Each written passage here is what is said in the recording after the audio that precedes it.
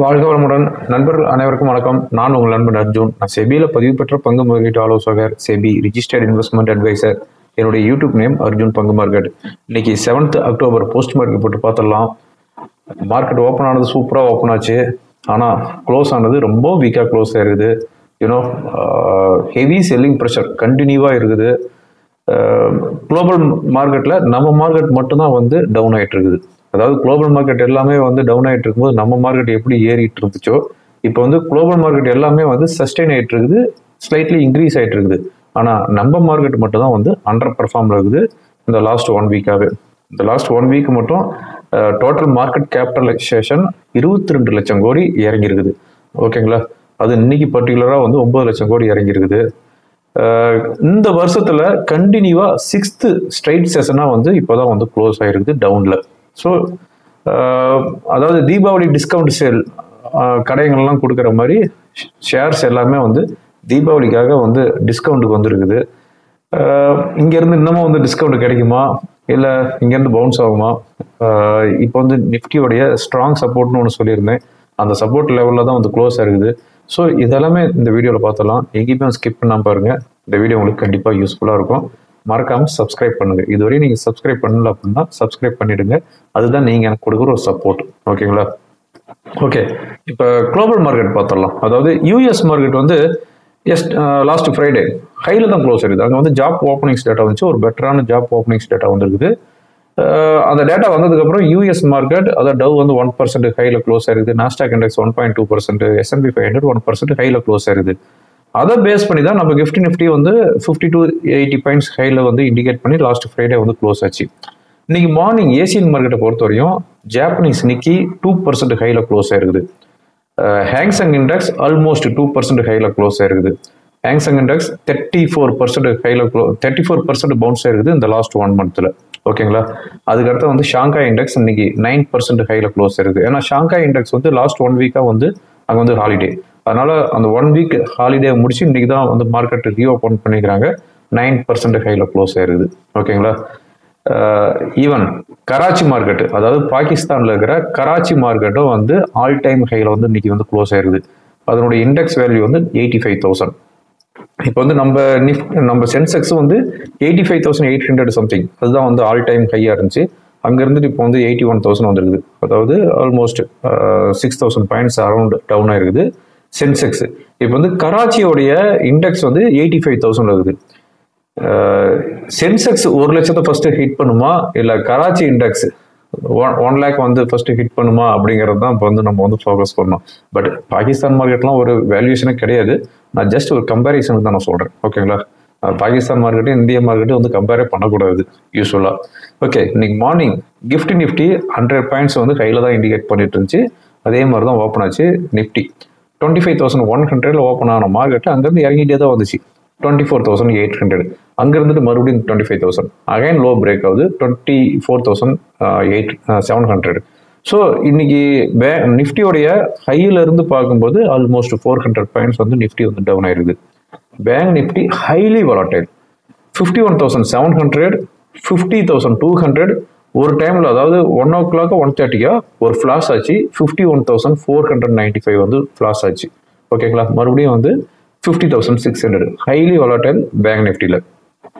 நாளைக்கு வந்து ஃபின் நிஃப்டியோட எக்ஸ்பைரி இருக்குது. ஸோ வாலட்டிலிட்டிக்கு பஞ்சமே இருக்காது மார்க்கெட்டில். ஏன்னா வாலட்டிலிட்டி இண்டெக்ஸ் 7% அரௌண்ட் வந்து இன்க்ரீஸ் ஆகிட்டு 15 வந்து க்ளோஸ் ஆயிருக்கு. இன்னைக்கு ஃபைனலாக சென்செக்ஸ் 638 பாயிண்ட்ஸ் ஹையில் க்ளோஸ் ஆயிருக்குது. 0.7 இன்னைக்கு ஃபைனலாக சென்செக்ஸ் 638 பாயிண்ட்ஸ் டவுனில் க்ளோஸ் ஆயிருக்குது. 0.78%, 81,050 வந்து செட்டில் ஆகுது. நிஃப்டி 218 பாயிண்ட்ஸ் டவுனில் க்ளோஸ் ஆயிருக்குது. 24,795 வந்து செட்டில் ஆகுது. இன்னைக்கு ஐடி இண்டெக்ஸை தவிர மற்ற எல்லா இண்டெக்ஸுமே வந்து டவுனில் தான் க்ளோஸ் ஆயிருக்குது. பர்டிகுலராக வந்து bank, energy, metals, BSc bank இது எல்லாமே வந்து 2% to 4% டவுனில் க்ளோஸ் ஆயிருக்குது, இன்க்ளூடிங் ப்ராடர் இண்டிசஸ். இன்னைக்கு ஐடி இண்டெக்ஸ் மார்ஜினலி, அதாவது 0.5% ஹையில் வந்து க்ளோஸ் ஆயிருக்குது. மெயினாக வந்து டிசிஎஸ் அண்ட் இன்ஃபோசிஸ். இதுதான் இப்போ இருக்கிற post market report. Important news என்னன்னு பார்த்தலாம். மார்க்கெட் எப்படி இருக்கும் அப்படின்னு பார்க்கறதுக்கு முன்னாடி இம்பார்ட்டன்ட் நியூஸ் பார்த்தோம் அப்படின்னா, செபி சேர்பர்சன் மாதாபி பூரி பூச் அவங்களுடைய இந்த பீரியட் வந்து February 28 முடியுது. February 28 வரையும் அவங்க வந்து செபி சேர்பர்சனாக இருப்பாங்க அது அவங்க வந்து எக்ஸ்டெண்ட் பண்ணுறதுக்கு ஐடியா இல்லை, என்னுடைய பீரியடில் நான் வந்து க்ளோஸ் பண்ணிக்கிறேன் அப்படிங்கிற மாதிரி ஒரு ஸ்டேட்மெண்ட் கொடுத்துருக்கிறதா வந்து நியூஸ் வந்துகிட்டு இருக்குது. அதுக்கடுத்து வந்து கோல்ட்மேன் ஷேர்ஸ் வந்து ஒரு ப்ரிடிக்ஷன் கொடுத்துருக்குறாங்க. சைனா மார்க்கெட் கரண்ட் லெவலில் இருந்து இன்னமும் வந்து 20% 30% ஏறும் அப்படின்னு கோல்ட்மேன் ஷேர்ஸ் வந்து ஒரு ரிப்போர்ட் கொடுத்துருக்குறாங்க. இந்த வீடியோ ரெக்கார்ட் பண்ணுறதுக்கு முன்னாடி தான் வந்து ப்ளூம்பெர்க்கில் வந்துச்சு. நான் அதை உங்களுக்கு வந்து ஹாட் நியூஸாக கொடுக்குறேன். அதுக்கடுத்தா வந்து ரத்தன் டாட்டாவோட ஹெல்த் இஷ்யூஸ் பற்றி சம் ரூமர்ஸ்லாம் வந்துச்சு. அதுக்கு வந்து ரத்தன் டாட்டாவே நான் வந்து சூப்பராக இருக்கிறேன், பர்ஃபெக்டாக இருக்கிறேன், நீங்கள் யாரும் ஒரி பண்ணிக்காதீங்க அப்படின்னு ஒரு மெசேஜ் கொடுத்துருக்கிறாரு. ஹீரோ மோட்டோ கார்ப் வந்து ஐபிஓ வந்து அப்ளை பண்ணியிருந்தாங்க செபி கிட்ட, லைக் 900 crore அது வந்து விட்ரால் பண்ணியிருக்கிறாங்க. ஏன்னா மார்க்கெட் கண்டிஷனை பொறுத்து. அதானி குரூப் ஆஃப் ஸ்டாக்ஸ் இன்னைக்கு எல்லாமே வந்து ஒரு செல்லிங் ப்ரெஷர். இன்னைக்கு அதானி குரூப் ஆஃப் ஸ்டாக்ஸில் எல்லா ஸ்டாக்குமே வந்து டவுனில் க்ளோஸ் ஆயிருக்குது. மெயினாக வந்து அதானி என்டர்பிரைஸ், அதானி போர்ட்ஸ் வந்து 3 to 4% டவுனில் க்ளோஸ் ஆயிருக்குது. சக்தி பம்ப்ஸ் வந்து போனஸ் கொடுக்குறாங்க. அதாவது ஒரு ஷேருக்கு 5 ஷேர் வந்து போனஸாக கொடுக்குறாங்க. அதுக்கடுத்து வந்து யூஎஸ் 10-year பாண்ட் ஈல்டு இன்னைக்கு லைவ் மார்க்கெட்டில் 4 வந்து கிராஸ் பண்ணிக்குது. நான் வந்து வீக்லி அனலைசிஸ் ரிப்போர்ட்டில் சொல்லியிருந்தேன், யூஎஸ் 10-year பாண்ட் ஈல்டு வந்து ஃபோக்கஸ் பண்ணிக்காங்க. 4க்கு மேலே போச்சு அப்படின்னா அது வந்து கொஞ்சம் நெகட்டிவ் நியூஸ் அப்படின்ட்டு. அதே மாதிரி இன்னைக்கு வந்து பிரண்ட் குரூடு இன்னைக்கு வந்து லைவ்ல வந்து $79 பெர் பேரலுக்கு வந்துருக்குது. ஓகேங்களா, இதுதான் இருக்கிற post market report, important news. இந்த வீடியோ ரெக்கார்ட் பண்ணிட்டு இருக்கும்போது யூஎஸ் ஃபியூச்சர் 150 பாயிண்ட்ஸ் டவுனில் ட்ரேட் ஆகிட்டு இருக்குது. யூரோப் மார்க்கெட் எல்லாமே வந்து ஸ்லைட்லி நெகட்டிவ் பயாஸில் வந்து ட்ரேட் ஆகிட்டு இருக்குது. எஃப்ஐஸ் டேட்டா அப்டேட் ஆகிடுச்சுன்னா ஒரு நான் செக் பண்ணிக்கிறேன். இந்த வீடியோ நான் ரெக்கார்ட் பண்ணிட்டு இருக்கிறது 6 o'clock வந்து ரெக்கார்ட் பண்ணிட்டு இருக்கிறேன். FIIs data 7th October as update ஆகிடுச்சு.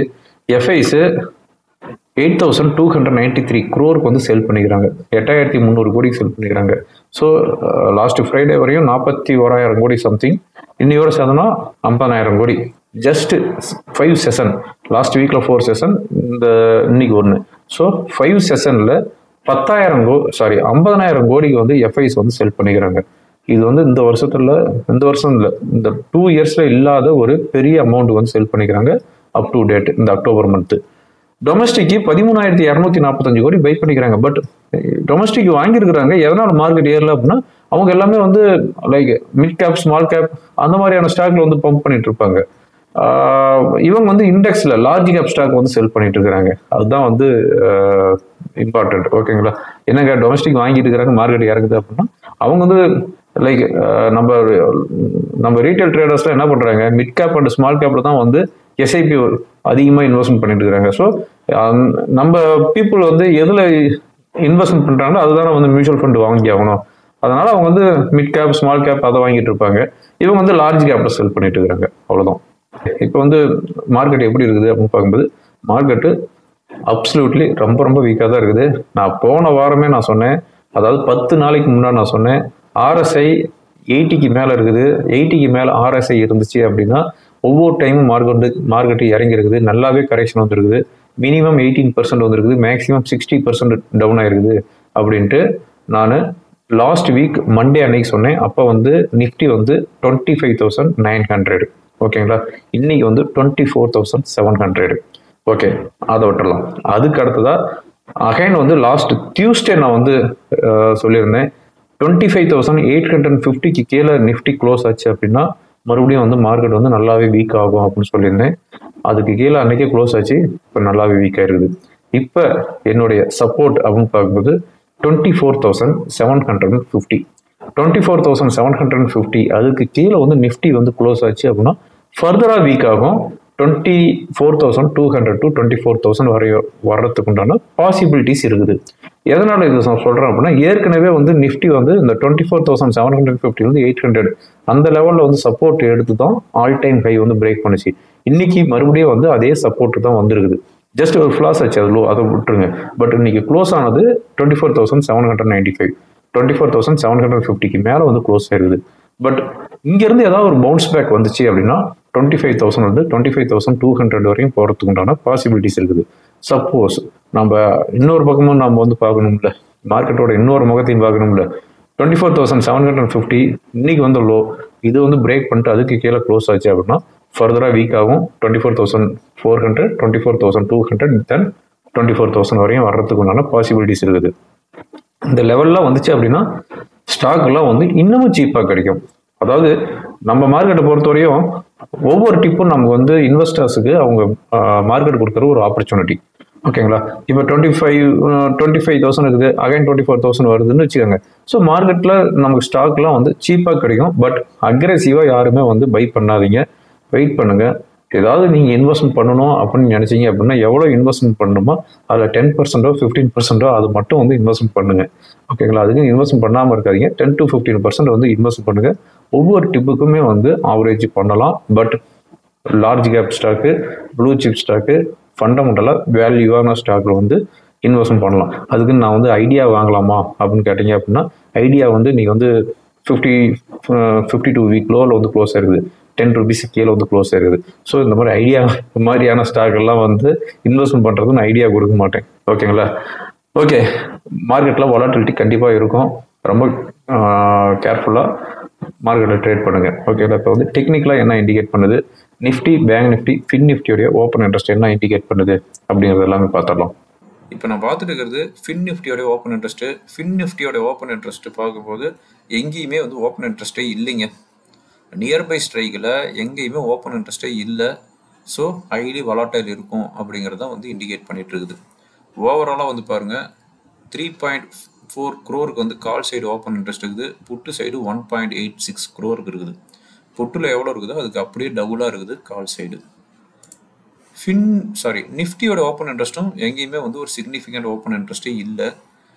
ஓவராலாக வந்து பார்க்கும்போது 15 crore வந்து கால் சைடு இருக்குது, 7 crore வந்து புட்டு சைடு இருக்குது. பேங்க் நிஃப்டியோட ஓப்பன் இன்ட்ரெஸ்ட்டு நியர்பை ஸ்ட்ரைக்கில் எங்கேயுமே இல்லை. அதாவது ரொம்ப ஃபாராகவே கால் ஆப்ஷனுக்கு போயிட்டாங்க. 52,000 காலுக்கு அந்த ஆப்ஷன் வந்து செல் பண்ண ஆரம்பிச்சிட்டாங்க ஆப்ஷன் ரைட்டர்ஸ். நியர்பை ஸ்ட்ரைக்கில் எங்கேயும் ஓப்பன் இன்ட்ரெஸ்ட் இல்லை. ஓவராலாக வந்து பார்க்கும்போது காலில் 6 crore இருக்குது, புட்டில் 3 crore இருக்குது. Fin Nifty, bank Nifty, Nifty இந்த மூணுலேயுமே வந்து பார்க்கும்போது புட்டில் வந்து எவ்வளோ ஓப்பன் இன்ட்ரெஸ்ட் இருக்குதோ அதுக்கு மேலே டபுள் த வேல்யூக்கு கால் சைடு ஓப்பன் இன்ட்ரெஸ்ட் இருக்குது. ஓகேங்களா? இப்போ நம்ம பார்த்துட்டு இருக்கிறது பேங்க் நிஃப்டியோடைய 15 minutes கேண்டில் வந்து பார்த்துட்டு இருக்கிறோம். பேங்க் நிஃப்டி பாருங்கள், அதாவது 245க்கு 50,600 51,500 போயிருக்குது, ஒரு ஃப்ளாஷ் ஆகிருக்குது பாருங்க. ஓகே, இப்போ ரெசிஸ்டன்ஸ் அப்படின்னு பார்க்கும்போது 50,900, அதுக்கு மேலே சஸ்டெயின் ஆகிட்டு இருந்துச்சுன்னா 51,250. ஓகேங்களா? 51,250 மேக்ஸிமம் லெவல் 51,600. சப்போர்ட் அப்படின்னு பார்க்கும்போது 50,350, அதுக்கு கீழே சஸ்டெயின் ஆகிட்டு இருந்துச்சுன்னா 50,200. 50,200க்கு கீழே சஸ்டெயின் ஆகிட்டு இருந்துச்சு அப்படின்னா then will take next support around 50,000. 50,000 அப்படிங்கிற போது அது எவ்வளோ நாளுடைய சப்போர்ட் அப்படின்னு பார்த்தோம் அப்படின்னா லைக் ஆகஸ்ட் மந்தோடைய சப்போர்ட். ஆகஸ்ட் மந்தோடைய சப்போர்ட் தான் வந்து 50,000. ஓகேங்களா? இப்போ நான் பார்த்துட்டு இருக்கிறது நிஃப்டியோடைய 1 hour கேண்டில் பார்த்துட்டு இருக்கிறோம். அதாவது நான் வந்து ஸ்ட்ராங் சப்போர்ட் அப்படின்னு சொன்னது வந்து 24,750. எதுக்காக நான் சொல்கிறேன் அப்படின்னா இந்த லெவல் என்னைக்கு அப்படின்னா செப்டம்பர் 9th வந்த லோ.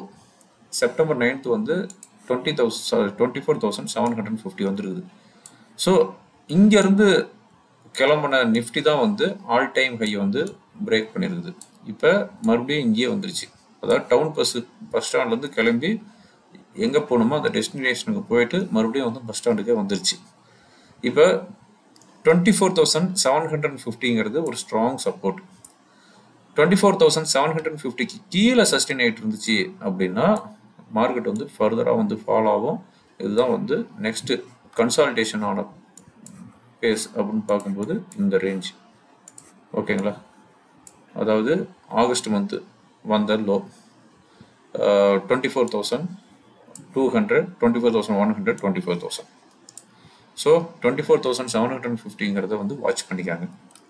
இப்போ ரெசிஸ்டன்ஸ் அப்படின்னு பார்க்கும்போது எது வரையும் போகலாம் அப்படின்னு பார்த்தோம் அப்படின்னா 24,950, 24,950, தென் 25,150.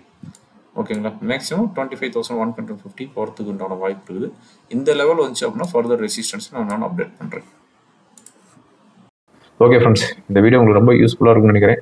யூஸ்ஃபுல்லாக இருந்துச்சு அப்படின்னா ஃப்ரெண்டுகளுக்கு ஃபார்வர்ட் பண்ணுங்கள். தேங்க்யூ ஃபார் வாட்சிங். வாழ்க வளமுடன்.